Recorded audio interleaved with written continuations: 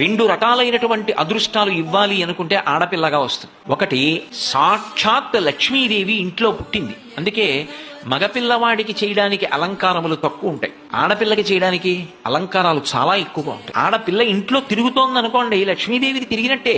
ఒకటి, ఆ పిల్ల పుట్టిన వేళ, ఆ పిల్ల తిరిగిన వేళ సాక్షాత్ లక్ష్మీదేవి ఇంటికి వచ్చిందని గుర్తు. రెండు, ఆడపిల్ల పుట్టింది అంటే ఆ పిల్లని ఎక్కడికి చేరుస్తున్నారు? ఎవరో ఓ పేరున్నవాడికి కాదు ఇస్తున్నది, సాక్షాత్ నారాయణ స్వరూపాయ వరాయ. ఆ వరుడు నారాయణ స్వరూపుడు. ఇప్పుడు లక్ష్మిని నారాయణుడి పక్కకి చేర్చారు.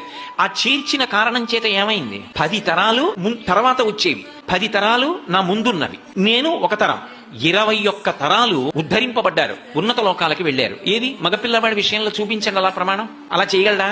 సాధ్యం కాదు. అమ్మవారు అనుగ్రహిస్తే ఆ తల్లి వీళ్ళని నేను విశేషమైనటువంటి ఫలితము చేత సత్కరించాలనుకుంటున్నాను అనుకుంటే ఆడపిల్లగా వస్తుంది.